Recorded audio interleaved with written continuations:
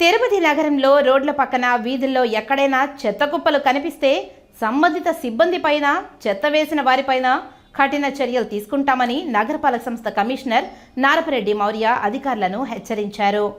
నగరంలో జరుగుతున్న పారిశుద్ధ్య పనులు, శానిటరీ సెక్రటరీలు, సిబ్బంది విధులపై శుక్రవారం సాయంత్రం కచ్చప్పి ఆడిటోరియంలో శానిటరీ అధికారులతో కమిషనర్ సమావేశమయ్యారు. ఆయా వార్డుల్లో మేస్త్రీలు, శానిటరీ సెక్రటరీలు ఏ మేరకు పారిశుద్ధ్య పనులు చేస్తున్నారని అడిగి తెలుసుకున్నారు. నగరంలో పారిశుద్ధ్య పనులు సక్రమంగా నిర్వహించకపోవడంపై కమిషనర్ ఆగ్రహం వ్యక్తం చేశారు. ఈ సందర్భంగా కమిషనర్ మాట్లాడుతూ నగరంలో పారిశుద్ధ్యం సరిగ్గా లేదనే ఫిర్యాదులు వస్తున్నాయని అన్నారు. ఏ వార్డులో అయినా, వీధిలో అయినా రోడ్లపై చెత్త కుప్పలు కనిపించినా సంబంధిత సిబ్బందిపై కఠిన చర్యలు తీసుకుంటామని హెచ్చరించారు.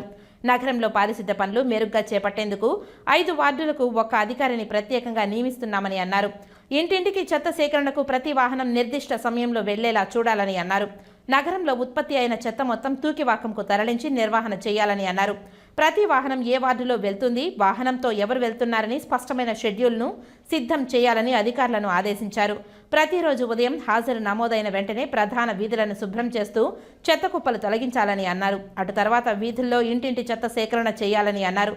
సేకరించిన చెత్తను నేరుగా చెత్త సేకరణ కేంద్రానికి తరలించాలని, అక్కడ నుంచి తూకివాకంలోని చెత్త నిర్వహణ కేంద్రానికి తరలించాలని అన్నారు. నగరంలో ఉత్పత్తి అయ్యే చెత్త పూర్తిగా నిర్వహణ కేంద్రానికి తరలించడం లేదనే ఫిర్యాదులు ఉన్నాయని, పునరావృతం అయితే వారిపై చర్యలు తీసుకుంటామని హెచ్చరించారు. వాహనాలకు ట్రాక్ సిస్టమ్ కూడా ఏర్పాటు చేస్తామని అన్నారు. త్వరలోనే ఇంటిగ్రేటెడ్ కమాండ్ కంట్రోల్ సెంటర్ ద్వారా నగరంలో సీసీ కెమెరాలు ఏర్పాటు చేయనున్నామని, ఎవరైనా చెత్త వేస్తే జరిమానాలు విధించాలని అన్నారు.